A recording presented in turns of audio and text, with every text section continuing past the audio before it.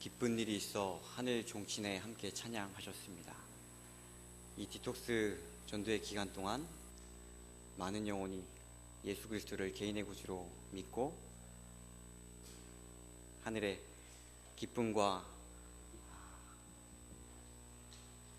기쁨의 종이 울리기를 간절히 소망합니다. 오늘 디톡스 전도의 2일째였습니다. 우리 교회 여러 교우님들께서 나오셔서 봉사해 주시고 또 여러 참가자들께서 함께 해 주셨습니다. 이를 위해서 우리 교우님께서 계속 기도해 주시기를 부탁드리겠습니다. 오늘은 마가복음 강의 6번째 마가복음 3장에 있는 말씀 같이 읽겠습니다. 마가복음 3장 20절 함께 펴겠습니다.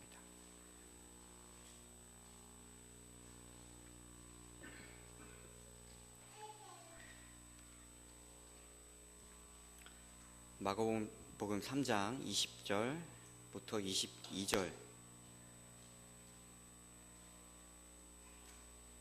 22절은 제가 읽겠습니다. 집에 들어가시니 우리가 다시 모임으로 식사할 겨를도 없는지라. 예수의 친속들이 듣고 붙들러 나오니 이는 그가 미쳤다 하밀러라. 22절 예루살렘에서 내려온 서기관들은 저가 바알세불을 지폈다 하며 또 귀신의 왕을 힘입어 귀신을 쫓아낸다 하니. 계속해서 31절부터 우리 35절까지 한번 같이 읽겠습니다. 때에 시작. 때에 예수의 모친과 동생들이 와서 밖에 서서 사람을 보내어 예수를 부르니 무리가 예수를 둘러 앉았다가 여짜오되 보소서 당신의 모친과 동생들과 누이들이 밖에서 찾나이다. 대답하시되 누가 내 모친이며 동생들이냐 하시고 둘러앉은 자들을 둘러보시며 가라사대 내 모친과 내 동생들을 보라. 누구든지 하나님의 뜻대로 하는 자는 내 형제요 자매요 모친이니라.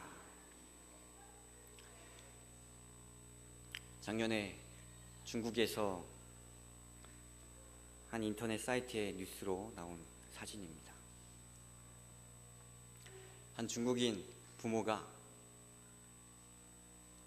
정신분열증 걸린 아들을 11년 동안 감금시켰습니다. 집안에 동물 우리처럼 이렇게 가둬놓은 모습입니다. 이 청년의 어머니는 매일 3번씩 식사를 안으로 넣어주고 하루에 한 번씩 화장실 용기를 집어넣어 줍니다. 그렇게 11년 동안 지냈어요. 정신분열증으로 인해서 이 청년이 11년 전 한 아이를 죽였기 때문에 그렇습니다.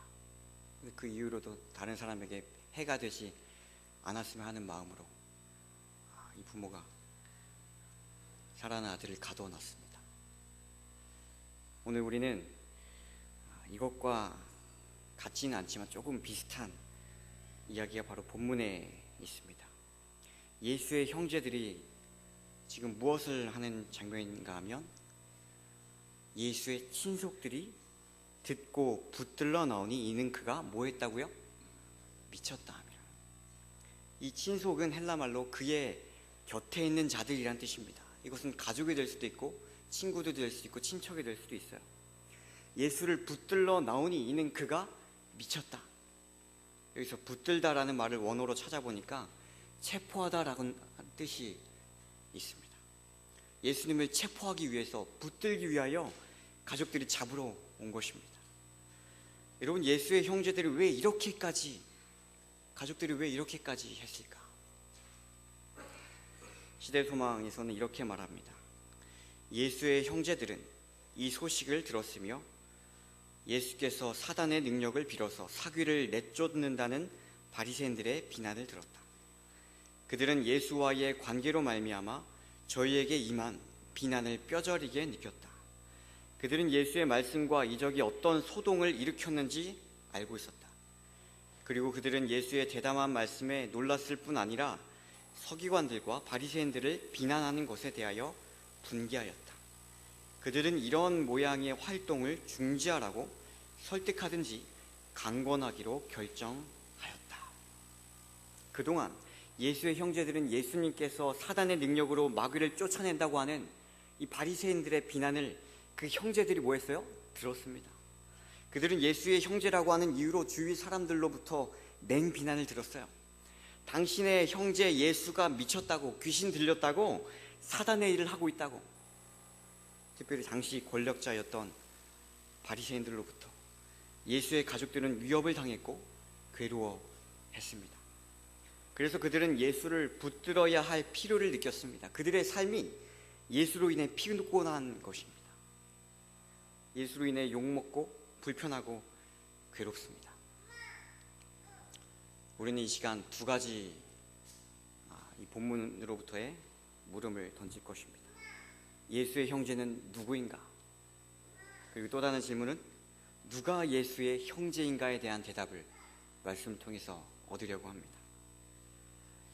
이 질문은 같아 보이지만 결론에 이르렀을 땐 답이 다르다는 것을 우리 교우님께서 확인해 하실 것입니다. 저에겐 형이 있어요. 심재일의 형제는 누구인가? 심재화이다. 누가 심재일의 형제인가? 심재화이다.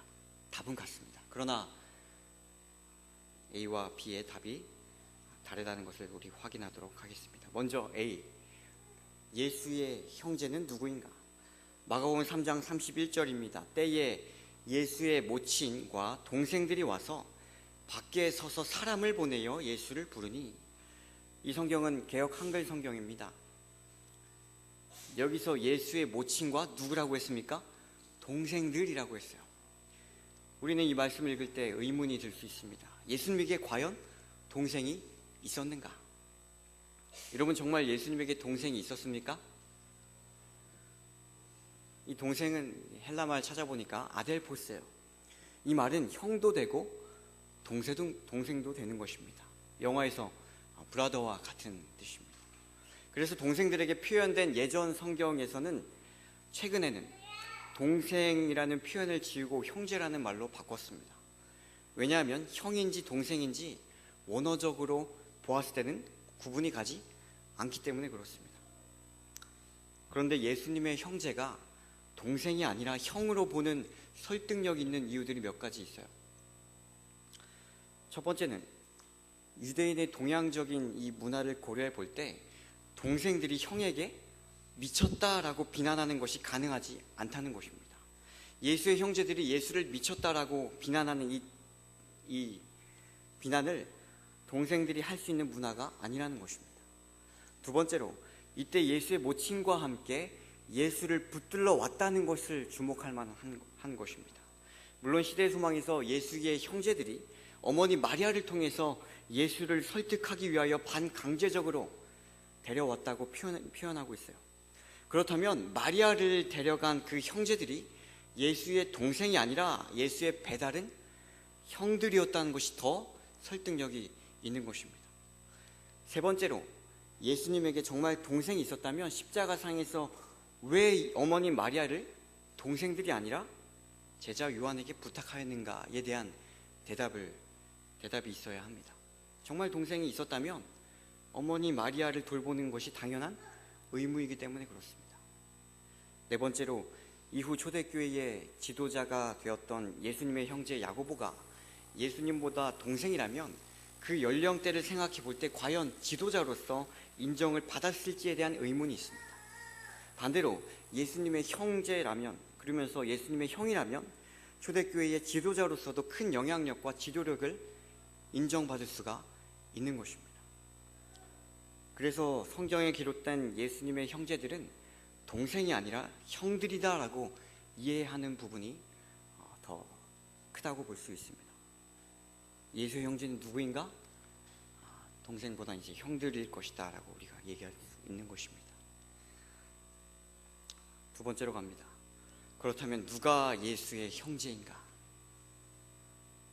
우리는 이 본문을 통해서 사실 잘 알고 있습니다. 32절에서 밖에서 예수님의 가족들이 예수님을 찾는다고 하는 소식을 듣고 33절에서 예수님의 반응은 누가 내 모친이며 형제들이냐라고 하시면서 물으십니다. 그러고 나서 34절에서 둘러앉은 자들을 둘러보시면서 이들이 내 형제요 자매요 모친이다 라고 스스로 대답하셨어요. 참 이상합니다. 실제로 예수님의 어머니 마리아와 형제들이 밖에서 기다리고 있는데 함께 앉아있는 무리들을 바라보시면서 내 형제들이라. 지금 예수님께서 집 밖에서 부르시는 가족들에게 형제라고 하시는 것이 아닙니다. 집 안에서 예수님과 함께 있는 자들에게 형제라고 하시는 거예요. 여러분, 왜 예수님께서 이렇게까지 말씀을 하셨을까? 예수님의 상황을 한번 생각해 보겠습니다. 20절 보시면 식사할 겨를이 없다라고 했어요. 예수님의 상황은 너무 바빠서 식사할 겨를도 없다라고 했습니다. 21절 보니까 친속들이, 가족들이 그가 미쳤다라고 했어요. 22절 보니까 그가 귀신 들렸다. 예수님은 당시 지도자들로부터 귀신 들린 자, 귀신의 왕이라고 하는 공격까지 들었습니다. 예수님 입장에서는 참 서러운 것입니다. 가족들에게 인정받지 못하는 상황이에요. 하고자 하는 일마다 가족들이 태클을 겁니다. 가장 도와주어야 할 사람들이 비난과 조롱과 책망의 말을 합니다. 내가 미쳤다. 시대의 소망에서 이렇게 말합니다. 그들은 예수께서 자주 슬픔에 차 있는 것을 보았으나 그를 위로하기는커녕 저들의 생각과 말로 예수의 마음을 상하게 할 뿐이었다. 예수의 민감하신 성정은 괴로움을 당하였고 동기는 오해를 받았으며 사업은 이해받지 못하였다. 계속해서 이 말씀 같이 읽겠습니다. 예수의 형제들은, 시작. 예수의 형제들은 종종 진부하고 시대적으로 낡은 바리새인들의 철학을 제시하여 예수를 가르칠 수 있다고 감히 생각하였다. 그들은 그들이 이해할 수 없는 것을 함부로 비난하였다. 그들의 비난은 예수의 골수를 찌르는 듯하였고 심령은 기진하고 비탄에 젖었다. 이런 일들은 예수의 가시는 길을 가시밭길로 만들었다. 예수의 가시는 길을 가시밭길로 만들었다. 형이라고 하는 이유로 툭하면 동생 예수에게 너 그러면 안 된다, 그렇게 하지 마라, 너 때문에 지금 우리 가족이 욕먹는다 등등 예수님께서는 형들로부터 책망과 모욕을 듣습니다. 형들의 비난은 예수님을 점점 힘들게 만듭니다. 어릴 적부터 예수님의 그 길은 가시밭길로 만든 사람들이 누구인가 하면 예수의 형제들이었어요. 지금도 예수님을 붙잡으려고 형제들이 이르렀습니다. 그때 예수님께서 형제들에 대한 정의를 새롭게 하셨어요. 그것이 35절에 나옵니다. 누구든지 하나님의 뜻대로 하는 자는 내 형제요 자매요 모친이니라. 그런데 예수님께서 누구를 바라보시면서 말씀하시는가 하니 34절에서 둘러앉은 자들을 둘러보시며 가라사대라고 했어요. 예수님께서 함께 앉아있는, 둘러앉아있는 자들을 둘러보시며 라고 했습니다. 비록 예수님이 식사할 겨를도 없고 가족들에게 미쳤다고 하는 소리를 듣고 귀신 들렸다는 공격도 듣지만 이런 예수님에게 있어서 힘이 되는 유일한 존재가 있었는데 그들은 예수님 곁에 있는 무리였습니다. 실제로 예수님의 가족들은 예수님 때문에 사람들로부터 손가락질 당하는 상황이 싫어서 예수님을 붙들기 위해 그의 길을 막기 위해 다가갔습니다. 그러나 가족들로부터 미쳤다고 하는 소리를 들으시는, 지도자들에게 귀신 들렸다고 하는 그 욕을 들으시는 예수님을 만나기 위해 집안에 모인 무리들이 있었어요. 그런데 20절을 보시면 그 무리는 어떤 무리인가 하면 집에 들어가시니 무리가 다시 모임으로 했습니다. 이들은 다시 모이는 무리였습니다. 이들은 예수님이 가시는 곳마다 말씀을 듣기 위하여 따르는 무리였어요. 예수님을 사랑하는 자들이었습니다. 이들에 대해서 엘렌 화이트는 이렇게 말합니다. 믿음으로 그리스도를 받아들이는 자들은 다 인간적인 혈육 관계보다 더 가까운 관계로 그리스도께 연합하였다. 그들은 예수께서 아버지와 하나가 되신 것처럼 예수와 하나가 될 것이었다라고 했어요. 그렇습니다. 여러분, 예수의 형제가 누구입니까? 집 밖에서 예수님을 부르는 사람들이 예수의 형제가 아니라 예수님과 집안에서 함께 있는 자들이 예수의 형제입니다. 예수님을 비난하고 가르치는 형들이 형제가 아니라 예수님의 교훈과 말씀을 받고 예수님의 사명에 함께 동참하는 무리가 형제인 것입니다. 예수의 가족된 것을 불편해하고 못마땅해 하는 사람들이 형제가 아니라 예수의 가족이 되기를 희망하는 사람들이 예수의 형제인 것입니다. 그래서 사도 요한은 이렇게 말합니다. 나 요한은 너희 형제요 예수의 환난과 나라와 참음에 뭐하는 자라고요? 동참하는 자라. 요한은 계시록에서 자기를 소개하기를 너희의 형제이면서 동시에 예수님의 환난과 나라와 참음에 동참하는 자다라고 소개합니다. 진정한 형제는 외로움과 괴로움에 함께 동참하는 자이기 때문에 그렇습니다. 오늘 저는 이 본문을 묵상하면서 예수님이 비난받는 그 상황 가운데서 예수님에게 큰 위로를 주었던 한 장면이 생각났습니다. 예수님이 십자가에 달려 죽어가는 동안 예수 그리스도를 주님으로 인정했던 한 사람이 있었어요. 예수여, 당신의 나라에 임하실 때 나를 기억하소서. 그에 대해서 이렇게 표현했습니다. 긴 시간 동안 예수님의 귀에는 욕설과 조롱의 말만 들렸다. 예수께서 십자가에 달리셨을 때에는 조롱과 저주의 소리가 끊이지 않고 들려왔다. 그런데 죽어가는 강도에게서 믿음과 사랑의 말을 들으셨을 때에 구주께서는 얼마나 고맙게 여기셨을까. 유대인의 지도자들이 그분을 부인하고 그분의 제자들까지도 그분의 신성을 의심하였으나 영원의 벼랑 가장자리에 선 불쌍한 강도는 예수님을 주님이라 불렀다. 예수께서 이적을 행하시고 죽은 자를 무덤에서 일으키셨을 때에는 많은 사람이 서슴지 않고 그분을 주님이라고 불렀다. 그러나 그분이 십자가에 달려 죽어가실 때에는 제11시에 구원함을 받은 회개한 강도 외에는 어느 한 사람도 예수님을 주님으로 인정하지 않았다. 예수님께서 십자가에서 죽어가는 그 순간, 사람들의 욕설과 조롱과 저주가 가득한 그 순간 가운데서 유일하게 예수님을 주님으로 인정한 사람은 예수님의 어머니도 아니었고 제자들도 아니었습니다. 그 옆에 십자가에 함께 달려 있었던 강도였어요. 그의 마지막 인생은 범죄자로 흉악범으로 취급되어서 십자가형을 받은 사형수였습니다. 그러나 강도의 고백으로 그의 신분은 더 이상 범죄자가 아니라 하늘의 유업을 약속받은 예수의 형제, 예수의 가족이 되었습니다. 예수님의 괴롭고 외로운 상황 가운데서 그분과 함께 있음으로 예수님을 위로해준 그 사람, 그가 진정한 예수의 형제인 것입니다. 제가 군대에서 가장 인상적이고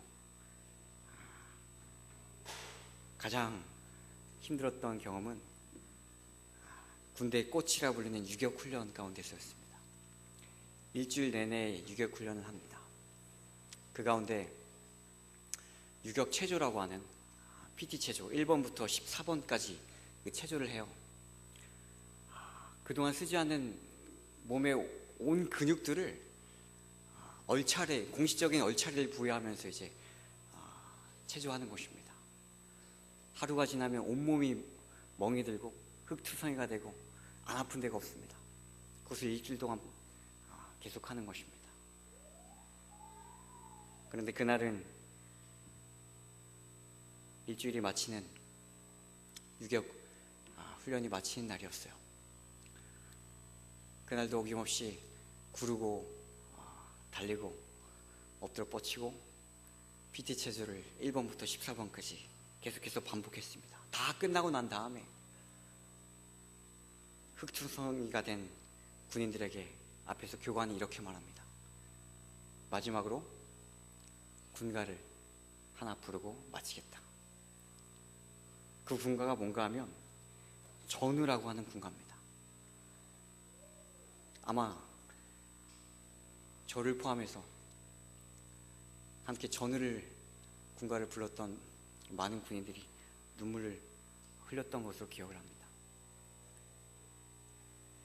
결의에 늠름한 아들로 태어나 조국을 지키는 보람찬 길에서 우리는 젊음을 함께 살으며 깨끗이 피고 질 무궁화 꽃이다.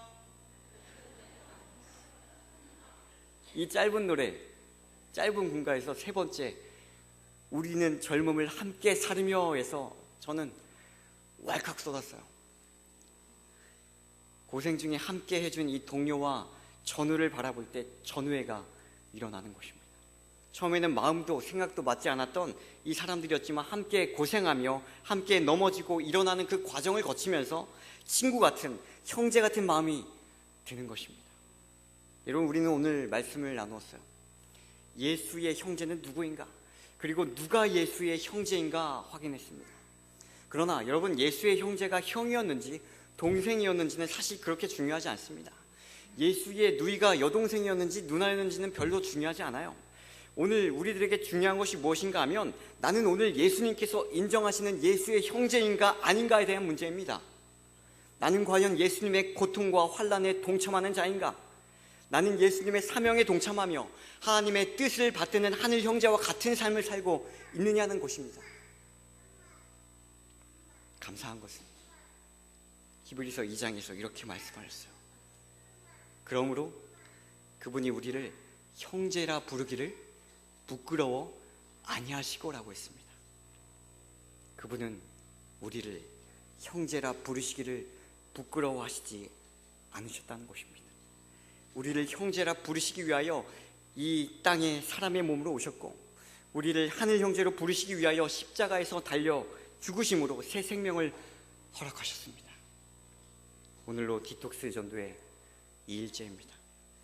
그동안 전도회와 영혼들에 대한 우리들의 마음은 어떠했는지, 우리가 진심으로 응원하며 뜨거운 기도로 함께 동참했는지 한번 생각하게 됩니다. 그리고 이 저녁 오늘 우리가 다시 하늘이 관심을 가진 이 복음 사업에 주목하고 다시 예수 그리스도와 하늘 형제로 회복되는 저와 여러분이 되기를 간절히 바랍니다. 말씀을 주시겠습니다.